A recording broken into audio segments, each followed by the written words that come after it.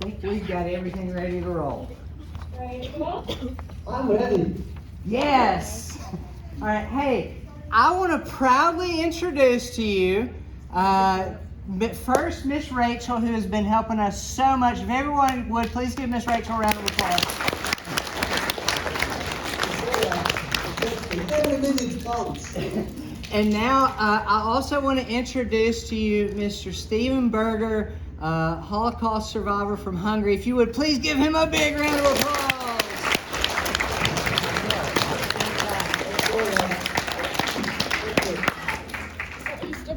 Well, I welcome you. I welcome you. I'm so glad. What happened?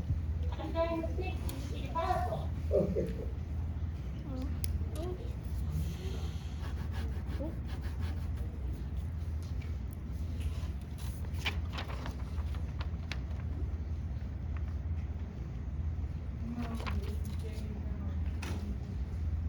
You ready? Yeah. Okay. Okay. I know it's not an easy subject, a difficult subject, one of a kind in history, but it's part of history. And history is so important. We can learn so much from history. The next generations of victims are always those who neglect to study and eat history.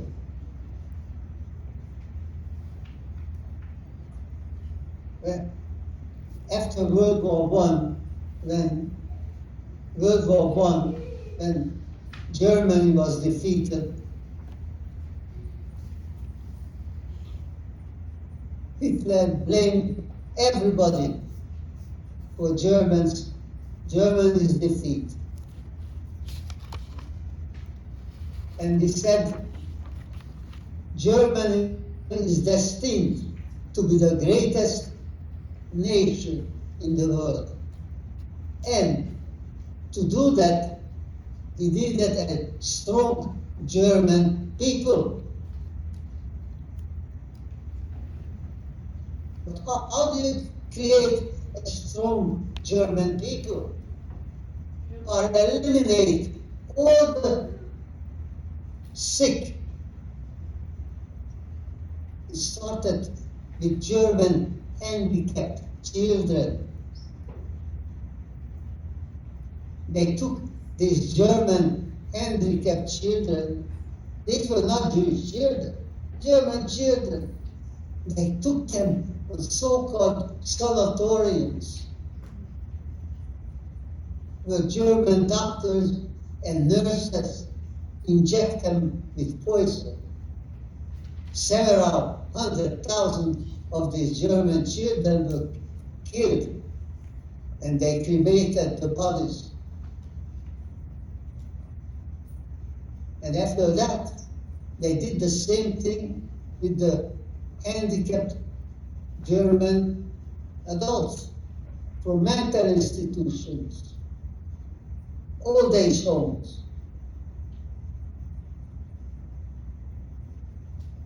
But my question is, why were the German people so silent?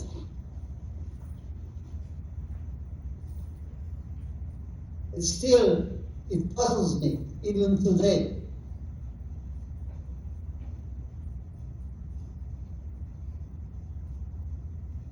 Well, Hitler built the German army, one of the biggest war machines.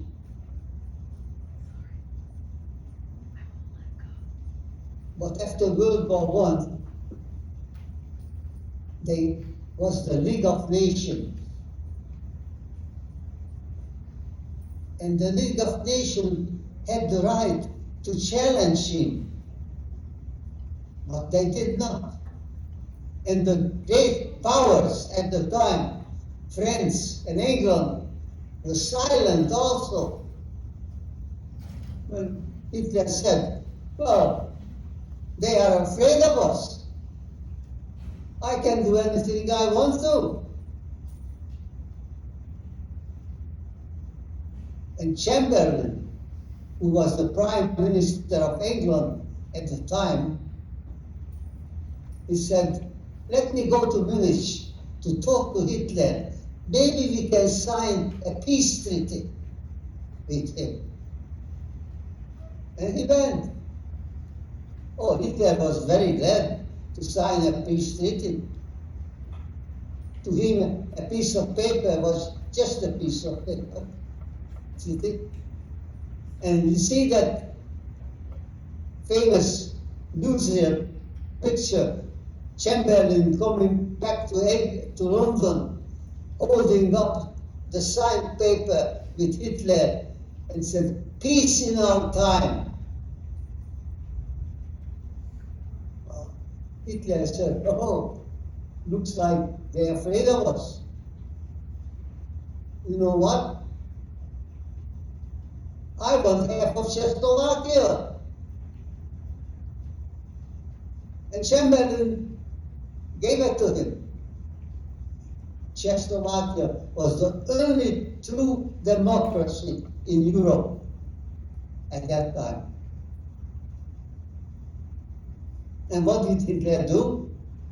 A few months later, he took all of Czechoslovakia.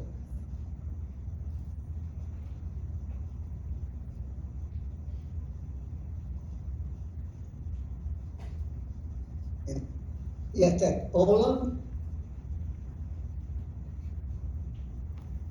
and Poland had a treaty with England and France, but they didn't do nothing. And World War II was up.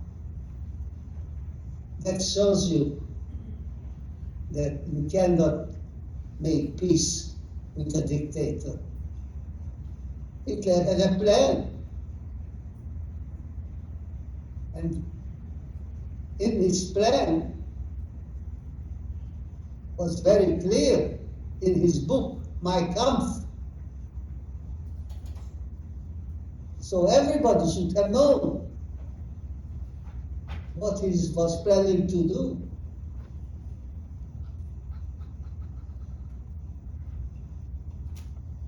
I was born in Hungary.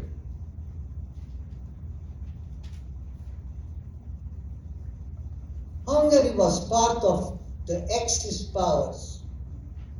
As you know, the Axis powers were Germany, Italy, Japan, Hungary.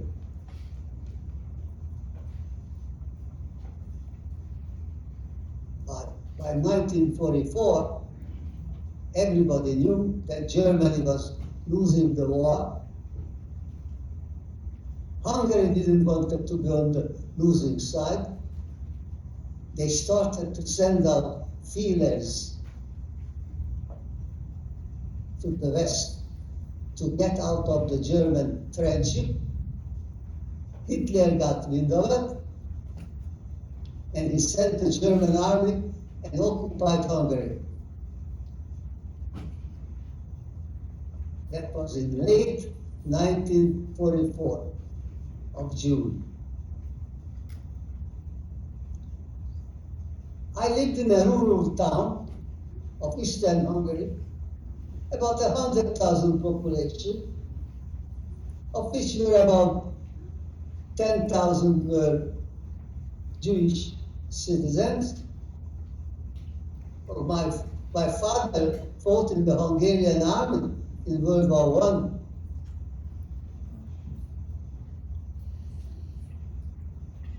As soon as they came into our town, I was in high school. I was 16 years old at the time. I went to a Jewish high school because public schools were not very accommodating for Jewish students. So the Jewish community had to build their own school. And our high school was tops, really, scholaristically one of the best in the country. Several Nobel Prize winners came out from those high schools. Some of them live in Israel today, in chemistry, medicine. Well, as soon as they came into our town, the German army, they closed our school. I couldn't go to school anymore.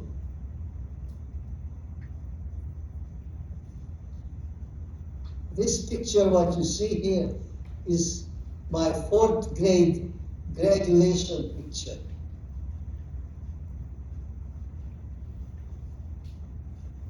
Most of my friends in this picture are not alive today. Most of them were killed during the war.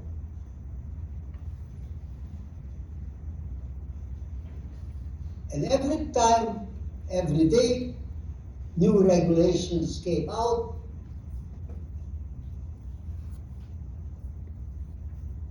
I had to wear a yellow star on the outer garment in public. I couldn't use the public transportation system anymore or go to the library. And they soon announced us to move into a ghetto. They took a small part of the town. They created a 6-foot-tall wooden fence around it. And a certain date, we had to move into this ghetto. All we could take with us to put in a knapsack, that's all. Now, how much can you put in a knapsack? What's important? What would you take? Shall we take food or clothing? We didn't know what the future would bring. My mother had a great dilemma. I had a younger sister of mine, 12 years old at that time. What shall we take? Well, we moved into the ghetto. Of course, the ghetto was too small to receive all those people. 2-3 families had to share one room. They brought in the Jewish sick from hospitals, old age homes, orphanages. Of course, the ghetto didn't have facilities to take care of all these people, but we did the best we could. Jewish doctors set up a makeshift hospital in the ghetto. We Jews always do that. We always want to take care of people. Even today, even in the United States, you will see many of the hospitals were created by Jews. Maimonides, for instance, Long Island Jewish, one of the greatest, biggest hospitals in the area. If you go in the hospital, you look in the rooms and the corridors, you see the plaques of names who donated huge amount of money to build those hospitals. And most of them are Jews. And of course, everybody is welcome.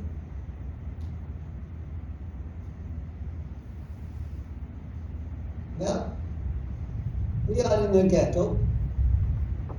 We can't go out. The food what we brought in with us were gone. And no new provisions came into the ghetto. We started to get hungry.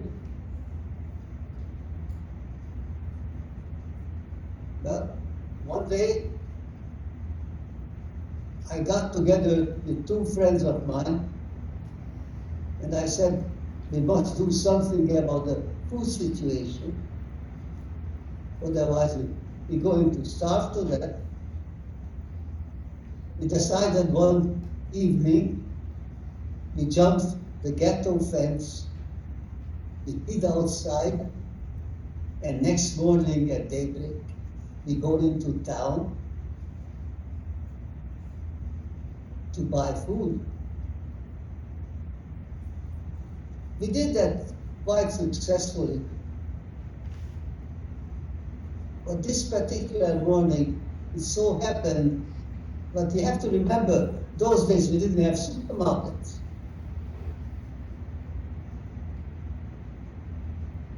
We had only small neighborhood grocery stores. Even those were not too many. But you know, I'm looking at you sitting in the beautiful library you have. And you know, as a high school student, I had a nice library for myself. I saved a lot of pocket money to buy books. Books were very important. We didn't have television, no iPhones, no computers. We learned from books. Books were the most important things in our life. I was thinking, I can't leave my books behind. I knew I couldn't take it into the ghetto. But I wanted to save the books. How can I save my books? I was thinking. I took each of my books, I wrapped it in wax paper, I got a big box, I placed my books into the box, and I buried it in our backyard. I figured when I come back, I will retrieve it.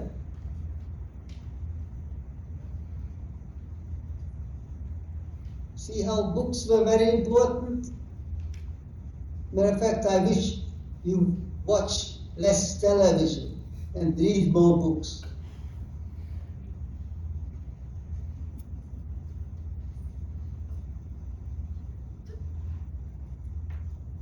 So it so happened that when we go into the small grocery store, a former neighbor of mine, a woman, was shopping there. Naturally, she recognized me. 3 Jewish kids buying food was against the law. She promptly called the police. The police came. They took us up to the police station. They took everything away from us. Each of us was put in a different room for interrogation. We got a very good beating. By the way, those two friends of mine who were with me that day both came to the United States much later. One became a doctor of dermatology. The other friend of mine went to Harvard and he became a cardiovascular surgeon. Unfortunately, both of them passed away in the past 2 years.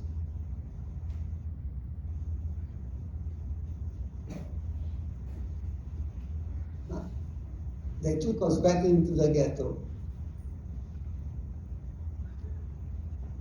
We didn't stay too long in the ghetto. Only maybe 3 or 4 weeks.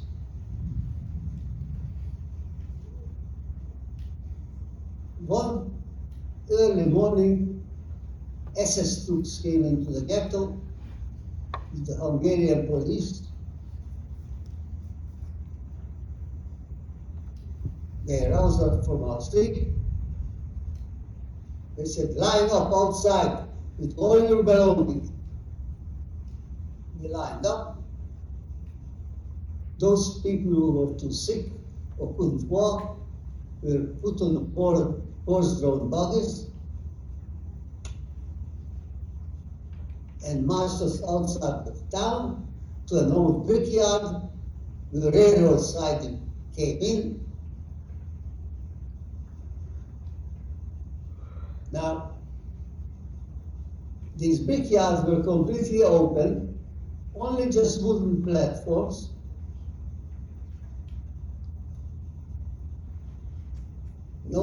No food, no water. We had to dig a latrine to go to do our things. Terrible, terrible conditions. I'm not going to describe you the situation in those brickyards because I wanted to sleep at night. All of a sudden, long line of cattle cars pull in. Oh, maybe, I don't know how many, maybe 10, 15, 20. And they start to load us up on those cattle cars. 10, 20, 30, 80, 100 in a cattle car. We are so crowded inside that I couldn't move my shoulder left or right or bend down. We were back to back. They locked the doors. The trains began to move. We had no idea where we were going.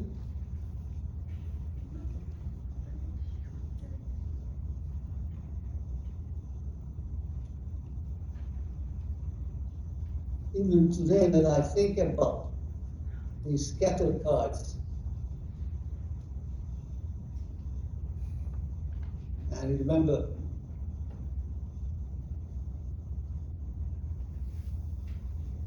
we were on those cattle cars for about 3.5, 4 days. Some people were even more. Now remember, you locked in those cattle cars back to back. You can't move. There's no water, there's no food, and you can't go to the bathroom. Oh, they put a bucket in one corner of the cattle car. But only people who were next to the bucket could go there. You couldn't go from one end to the other. Terrible, terrible conditions.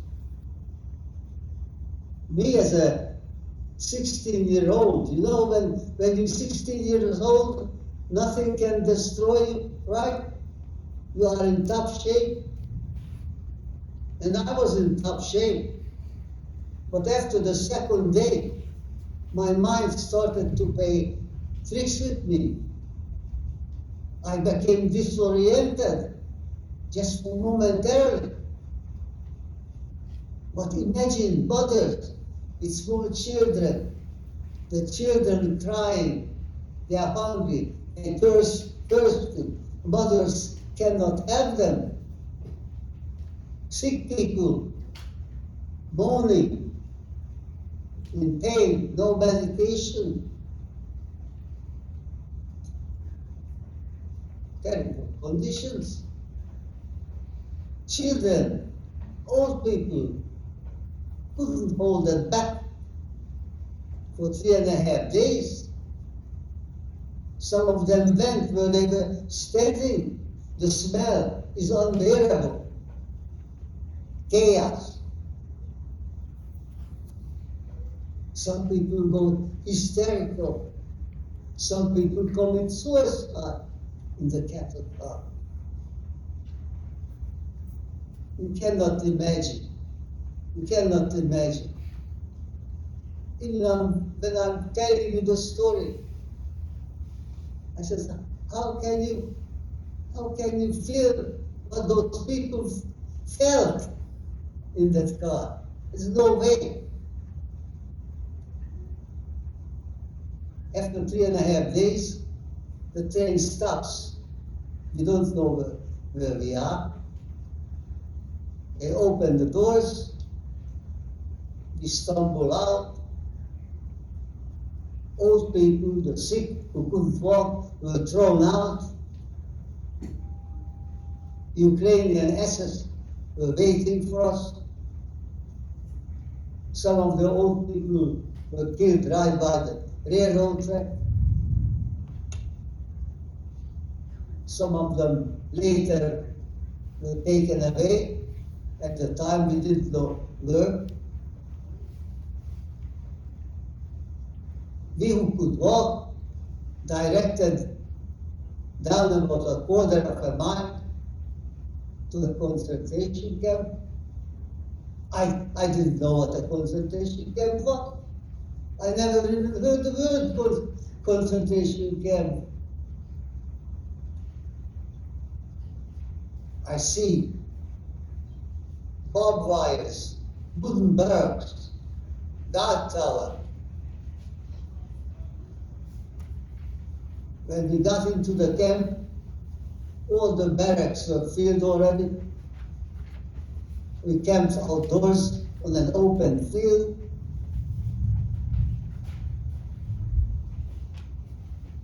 You see, it was late in the war, June 1944. Germany needed a lot of slave labor. They needed slave labor in factories, on farms, and cities to clear the rubble. Because during the day, American bombers came, at night, the British. Now, we have to picture this. He's standing on an open ground. In front of us, standing an SS officer in crisp uniform, black boots, and German trucks pull into the campground, requisiting slave labor. It was very cheap.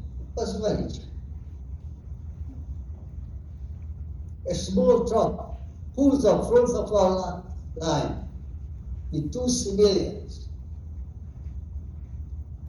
And the SS officer calls out, he says, "Who's a mechanic here?" I was a pre-engineering student at the time. And then after they closed our school, I couldn't go to school anymore. I took a job in a bicycle repair shop. So I said to myself, they want a mechanic? I put my hands up. I said, I am a mechanic.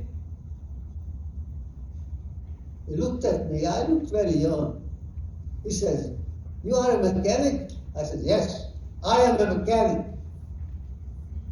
He says, "Come, go on the truck." I says to the officer, I says, "I cannot go. I have my mother and sister here with me." You see, before they took my father away, we didn't know where he was at the time. He took me aside and he said, "Now, Steve, you are the man in the family. Take care of your mother and sister." Of course, at the time, he didn't know what was coming. So I wouldn't want to live without them. But I was very naive at the time. We couldn't argue with an SS officer. Life was very cheap. He looked at me. He says to me again, "Get on the truck." Oh, I didn't say a word, but I did not move.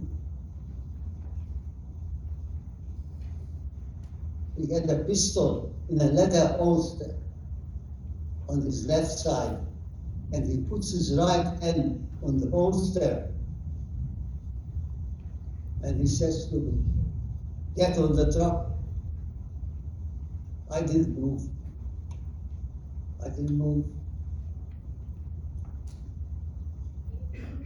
I tell you, that was a lucky day, of many lucky days, that I'm here today speaking to you. One of the civilians who came on the truck stepped up to the officer. He said something into his ears. Officer looked at me. He says, "Where is your mother's sister?" So I pointed them out behind me on the line. And he said, "Bring them along and go on the truck." And they chose another 18 or so more people. And they took us in a factory in Vienna. And you know Vienna, Austria? 29 Passetti Strasse.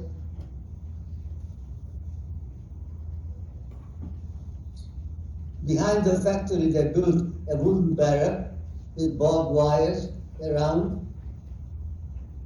And we started to work as slave laborers in Nazi Germany. Well, let me tell you about slave labor in Nazi Germany. You worked until you had enough energy to work, or until you got sick. Once you got sick, or you didn't have more energy to work, you were eliminated.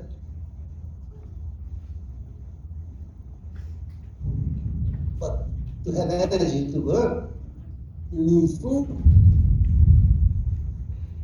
But let me tell you what we got. A day's ration. We got a piece of bread the size of my fist. It was very dark. I think there is sawdust in the bread. That was very hard. I had to soak it in water before I could eat it. One potato and a small piece of artificial margarine. Well, I don't have to tell you, we were always hungry. We worked from 7 in the morning to 7 at night. Sunday, when the factory didn't work, we had to do the cleanup. So food was very important.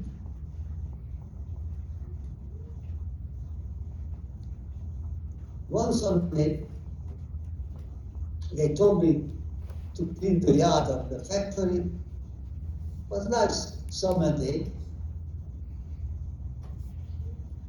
And I was sleeping, and the guard was sitting in the corner on a chair. And then all of a sudden, heard something fall behind me. I look, it was a brown paper bag. I said to myself, shall I pick it up? I look at the guard was dozing. Probably after church, he got too much beer.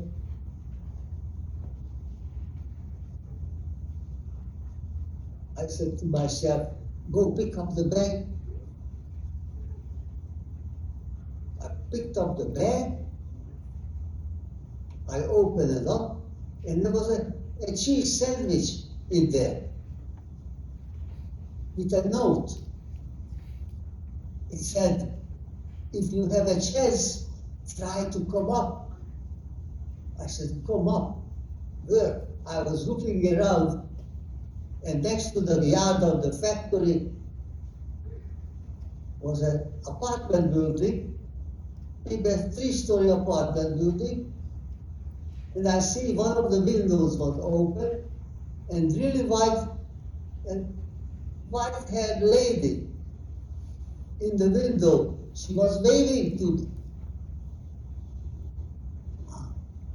I said, she wants me to come up there. There must be more food. Oh, food. I couldn't resist that. Yes, but that was more risky. I had to go outside, go around the block to go up. I looked at the guard. He still don't really. I said to myself, so far you are lucky. Go for it. I went outside,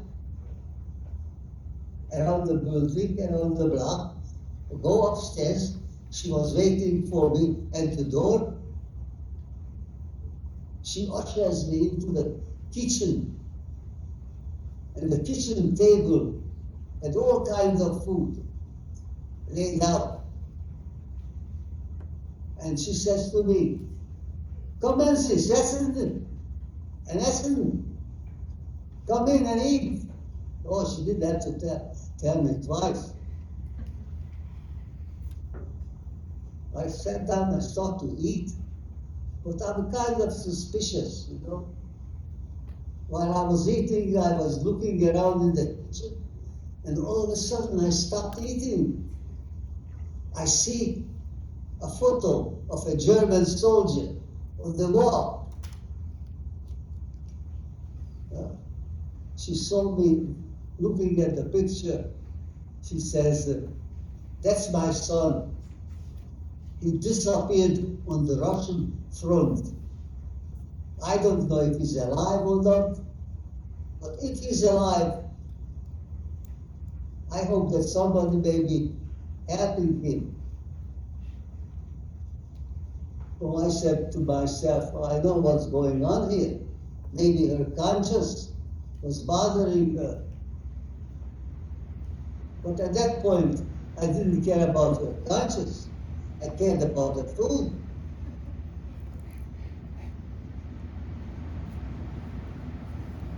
Well, I took all the leftovers with me back in the barracks, and that we shared with all the people, and we gained another day of life. You see how important food was.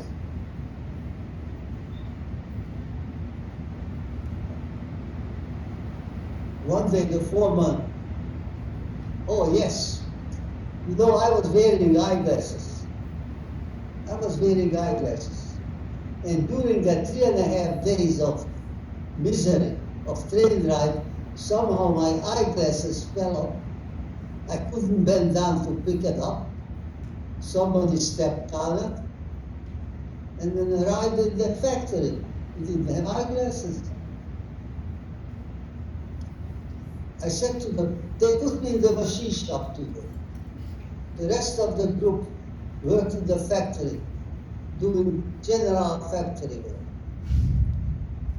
In the machine shop, I said to the foreman, "Can you get me eyeglasses?" I said, "I could do a better job if I would have glasses." But he says, "How can I get you eyeglasses? You can't leave the area here." We were wearing the yellow star all the time. But he says, let me speak to the camp commander. Maybe he has some ideas. A few days later he comes back and he said, "Stefan," called me Stefan in German. "Stefan, this is what we can do for you. We're going to give you an address where to go in Vienna, and probably they can help you to get eyeglasses. But," he said, "you have to remove your yellow star, and if anybody stops you outside, we don't know anything about it."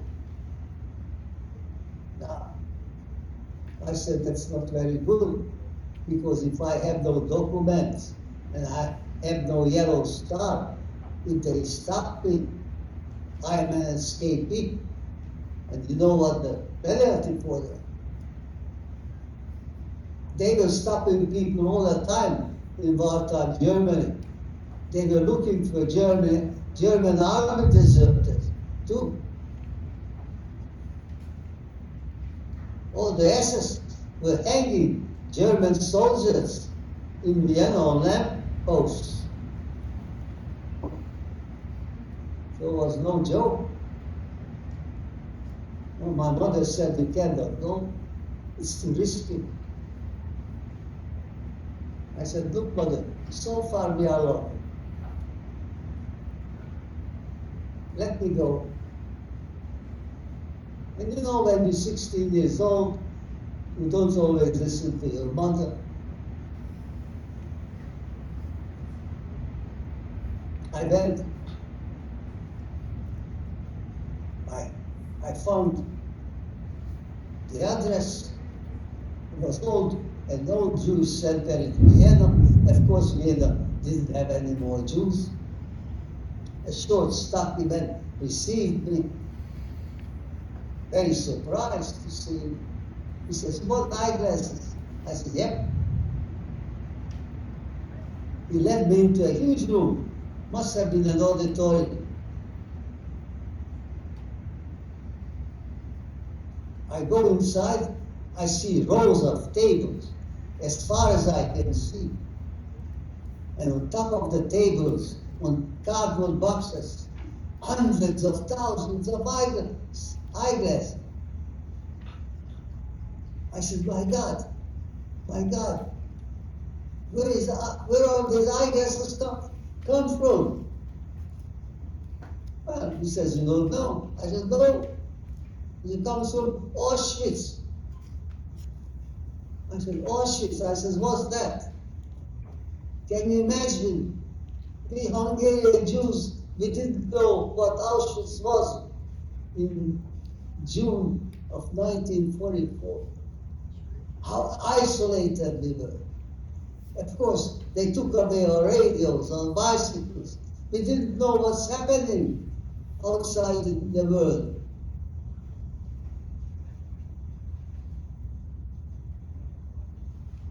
You see, when the transport arrived in Auschwitz, they separate women from men.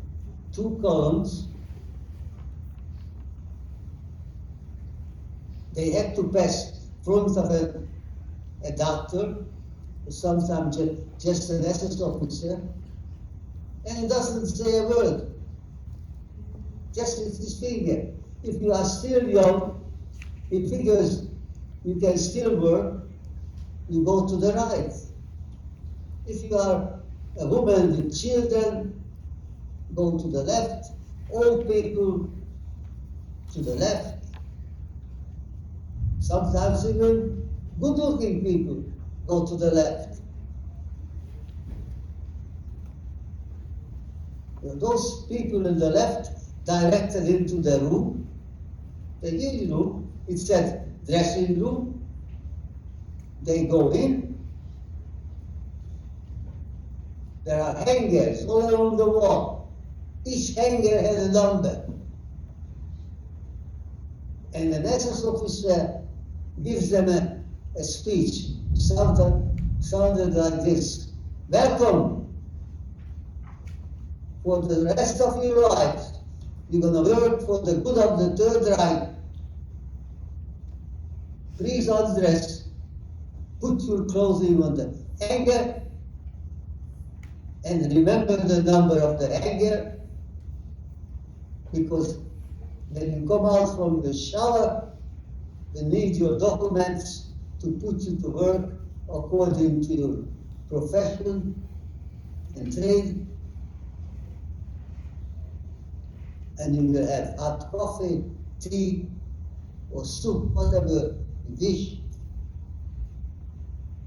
And people with diabetics should report to the nursing station. They are dressed, directed into the next room. It's at showers. They go in, the door closes behind them. Oh yes, there are shower heads on the ceiling. a line of showerheads. They're waiting for the water to come. But also, there are 6 hatches on the ceiling. In each one of those hatches, there is an SS soldier with a gas mask. Then they realized what's going on here. But it's too late. There is no escape. Now, let me read the testimony of one of those SS men up in the roof at his trial. And his testimony is documented in the Holocaust Memorial Museum in Jerusalem, in Israel. Now, I am not talking now. This is the SS man talks at his trial. A number of victims noticed that the covers have been removed from the 6 holes of the ceiling of the gas chamber. They screamed in terror when a head covered in a gas mask appeared at one of the holes. We went to work using hammer and chisel, opened the thin-looking boxes, bore the inscription, "Cyclone began." Attention poison, to be opened by trained personnel. As soon as the tins were opened, the contents were thrown through the holes, and the covers were replaced immediately. About 2 minutes later, the screams died down, and only muffled groans could be heard. Most of the victims had already lost consciousness. 2 more minutes back, and Grabner, name of another SS officer, stopped looking at his watch. Absolute silence prevailed. My friends, took only 4 to 6 minutes to kill several thousand of innocent men, women, and children. 10 to 12,000 a day. 10 to 12,000 a day. Because the cattle cars were coming from far south as Greece to far north as Norway every day. And the whole world was silent. The whole world was silent. This did not happen in the darkest corners of Africa. It happened in the 20th century, in the center of a so-called cultured Europe.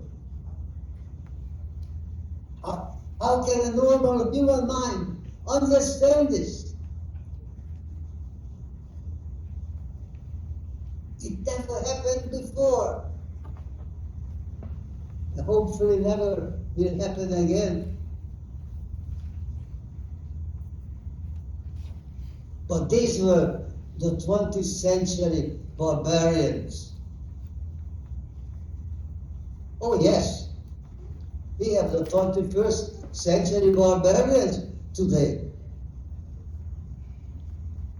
What do you think happened to the Twin Towers at 9/11? When 3,000 innocent Americans were killed. What's wrong with us? How can that happen here? We missed so many road signs. We missed Pearl Harbor. Nice Sunday afternoon. Nobody was minding the business. Happened to the Twin Towers twice. Not once, twice. We let in terrorists. We let in 9 terrorists. We gave them driver licenses here. We'll teach them how to fly an airplane. What's wrong with us? When do we wise up?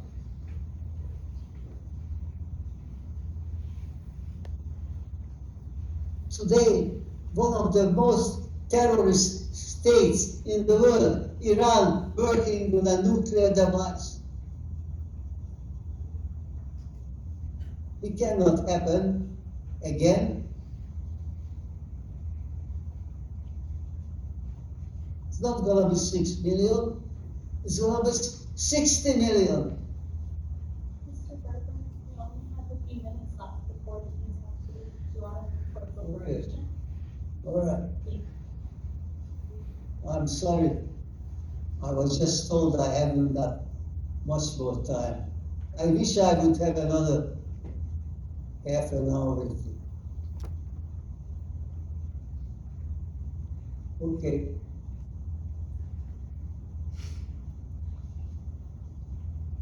The liberation.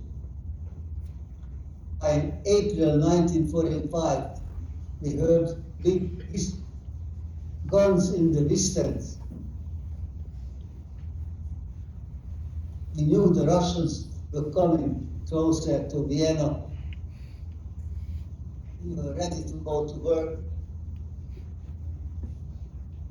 Nobody came in the factory. Everybody disappeared. Camp commander disappeared, the workers disappeared. I said to my mother, Mother, let's get out of here before the SS comes. Because the SS had a list of all where the slave laborers were working, and they tried to kill as many as they could. So I said, Mother, let's get out of here before the SS comes. My mother said, where shall we go? We looked terrible. I said, you know that apartment building down the block where the lady gave me the food? They have a basement. The tenant used that as an air raid shelter. I said, we can go into that basement and hide out there. But my mother says, but they know who we are. They may be, give us away. I said, this is the chance we have to do. If we stay here, we should be there. Well, I took my mother and sister into the building, down in the basement, and the tenants were already down, sitting on benches along the wall, because the fighting was great in Vienna, from house to house, from street to street. Well, you know, this apartment building have little cubicles where tenants store things. I put my mother and sister in one of those cubicles. I told them to lie down on the floor, and I went around the basement looking for old lumber, furniture, whatever I could find. I covered them until you couldn't see anybody on the floor. And I went to sit down with the tenants on the benches along the wall, waiting for the liberation. Sure enough, banging on the door. SS calls in. He says, are there any German army deserters or Jews here? And one of the men called out, I kept my finger crossed. He said, look, nobody like this here. And I was waiting for the SS to come in to check for documents. Because they always checked for documents. But there was nothing happening. Huge fighting up on the street. Oh, I waited about an hour until the fight faded away. It was quiet. I went up there. I opened the basement door, and right in front of a door, a dead SS. And up on the street, a Russian sitting on top of a tank. I waved to him, he waved back. I says, God, we are free. We are free. The Russians are here. You kids don't know how freedom feels until you lose it. Now, we are free. What we do now? Europe lay devastated. There's no transportation, nothing. But we gotta go back to Hungary, see if my father is alive, or the rest of the family. It took us over a week to walk back to Hungary. Luckily, we found my father alive. But this picture was taken the same year after the liberation. You can see the face of my mother, her family, her parents, my grandparents, uncles, aunts, cousins, as young as 5 years old, were killed in Auschwitz. That was in April 1945. The same day in December I left Hungary, and I never returned. We were a great group. If you have any questions, please, you can ask me. Oh, I could talk to you more, but of course, time is always my biggest enemy. Time. Thank you so much, Mr. Berger, for sharing this testimony with this group. Students, if you have any questions, if it's okay with Mr. Murray, you can come up to the mic and ask them. You can also ask them to type them into the chat and I'll email that. Whatever way it's best. For sure. You can send me emails. We can send me emails. We could. Any other questions that we don't get to today, can email them. Okay. For sure. We've got several questions, but as long as you have time, we've got a couple. Sure, I'm here. Yeah, we have 20 minutes left, so we have plenty of time to answer them. Okay. Awesome. Given the genocides in Cambodia, Rwanda, Sudan, do you hope that we can move towards a world where these events don't happen? Can you speak up a little bit for me, one time? It's a little hard to find. Given the genocides in Cambodia, Rwanda, and Sudan, do you hope that we can move to a world where these events don't happen? Why or why not? Mr. Murray, can you make sure the mic's not covered on your laptop? It's coming through much lower than it was in the beginning. Yes. Sorry. It's okay. I got you. So the question was, given the genocides in Cambodia, in Bosnia, Rwanda, and Sudan, do you see hope that we can move toward a world where these events stop happening? Oh, that's a great question. Yes, I know all those genocides going on in this world today. And we have the United Nations. You see, after World War I, we had the League of Nations. Today we have the United Nations. Same thing, but very ineffective organization. Oh yes, they have only one agenda at the United Nations today. It's Israel, the most democratic country in that area. That's the only one they want to talk about. Stephen, so if he asked if you thought that we're moving towards a world without genocide, what do you think? I hope so. It will be someday when I can tell you there's no more genocide. But right now I cannot tell you. There are genocide around the world, yes. What do we do about it, though? That's the question.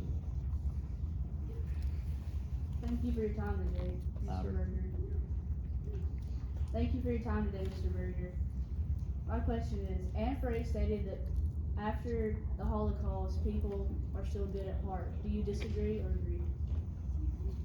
So Anne Frank stated in her diary that with all else, she still believed that people are good at heart. Do you agree or disagree? That was, she wrote that diary before she was killed in Berger. I think after Berger, I don't think she would have said that. You can't go.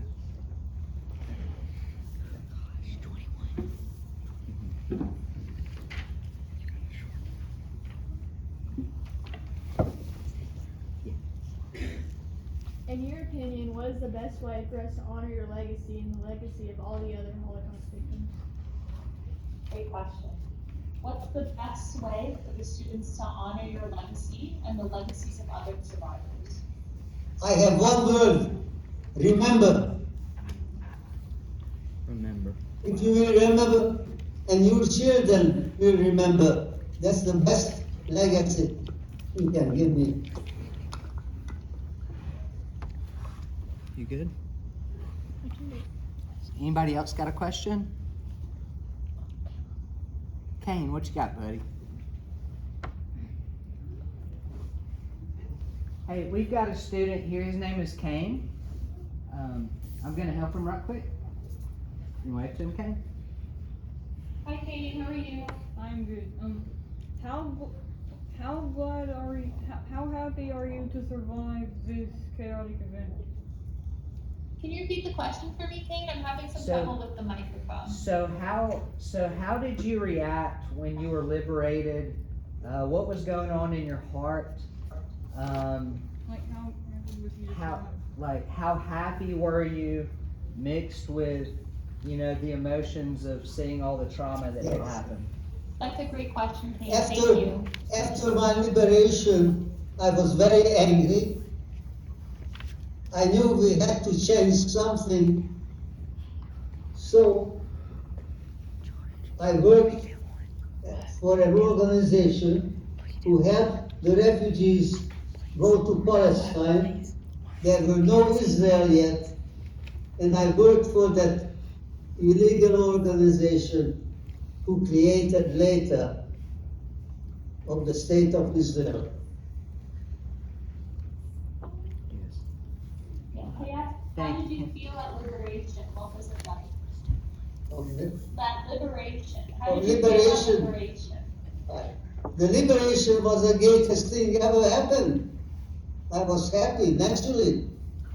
Of course, at the liberation of time, I didn't know really the devastation what happened during the war. Although I knew already what Auschwitz was.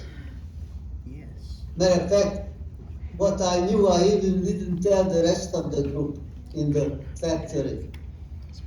I kept it to myself because I didn't know if maybe they had relatives who perished there. So I didn't want to take that chance. I should have. Hello. I'm trading places. I'm coming to join you. I'll be right back, Mr. Berger. So hi everybody, my name is Miss Turner and I'm just going to take over to help us with some Q&A. Hello. So does anyone else have any other questions? Say it, yeah. Yes, we have one. Thank you for your time. How did the Holocaust influence your faith? Can you say whether it strengthened it or weakened your faith? Well, can you say that again for me, please? I'm having trouble hearing you. How did the Holocaust influence your faith? Can you say whether it strengthened it or weakened your faith? Oh, good question. How did the Holocaust influence your faith, your Judaism? Oh, it became much stronger. Remember, we are a very incredible people. We gave the world the law at Sinai, Mount Sinai. Remember? You remember your Bible? We gave the world the Ten Commandments. We live by. I'm very proud. I'm very proud and I love my people. Our next question, go ahead. What was your experience like under the Russians? Oh, say it again for me, really loud. What was your experience like under the Russians? Oh, what was your experience like under the Russians? Were you under the Russian government? I wasn't under. No, I wasn't under the Russian because I left Hungary right after liberation. Good question. Next question, go ahead. Really loud, please. Many people have made an effort to try and make sense of why the Holocaust could happen. In your opinion, why and how could this happen? Ooh, good question. So the question is, many people have tried to make sense of why the Holocaust happened. What do you think? The Holocaust happened because centuries of anti-Semitism by the churches who fed the flames, and people, instead of thinking about it, they took it into heart. So everything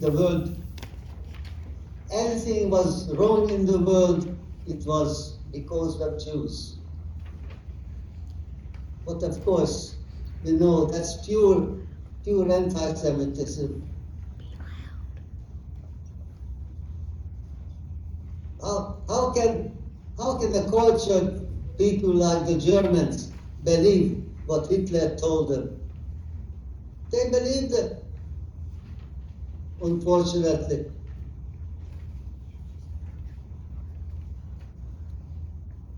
Go ahead. Are you able to say what you thought of humanity at the end of the Holocaust? Have your views changed in the years since the Holocaust, and if so, in what ways? My friend, you really have to speak into the mic. I'm having a really hard time hearing them. Are you able to say what you thought of humanity at the end of the Holocaust? Have your views changed in the years since the Holocaust, and if so, in what ways? That's a great question. What did you think of humanity at the end of the Holocaust, and has it changed since then? Yes. The world didn't change much. You listen to the speeches at the United Nations. People didn't change. We tried to change it. We try to change it by different means, like this organization I'm speaking to you from. And what we need is more education. That's why I'm speaking to students like you, to enlighten you. Because you know what the truth is. And as I told you, I remember, I rely on you to remember. Because from you will come the truth, the justice, the new generation growing up. I believe in you. I know you are smart, you love history, and by learning history, you make your own conclusions.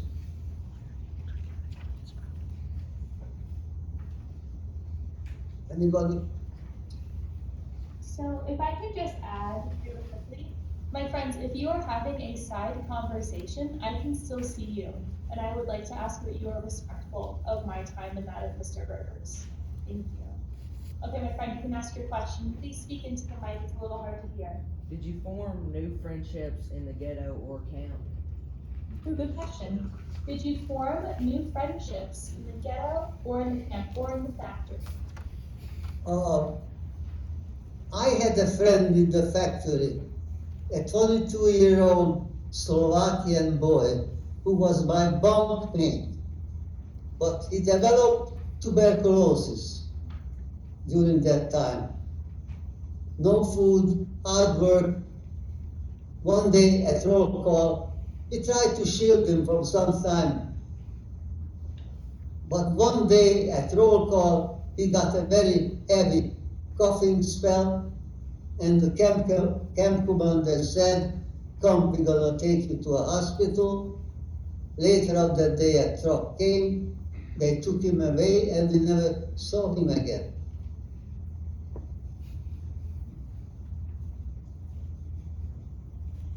So in our minds was always the fear that we shouldn't get sick or have energy to work. Awesome. Any other questions? When did you begin to speak about the Holocaust?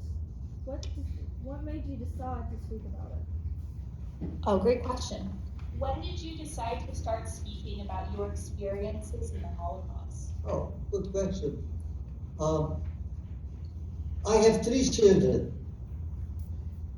My oldest, Susan, in college, took a course of Holocaust studies. And one day she mentioned the professor that my father is a Holocaust survivor.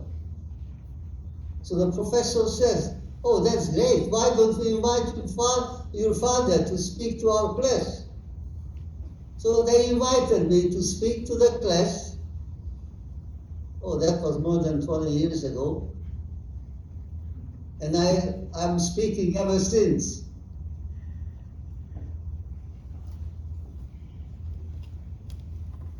Any other questions? I think they're shot out right now. Thank you. Thank you. Well, I really appreciate bringing your class here. Thank you so much for joining us. You have blessed us beyond anything we could have hoped for or imagined. I am thankful for you, and I am thankful for you being willing to share your story. I love your guts, and I don't even know you. Yes. But are you Mr. Mr. Murray. Murray? Yes, sir. Yes, sir. Glad to know you. You too. Okay. Dustin. Hey, can we give Mr. Berger a very big round of applause?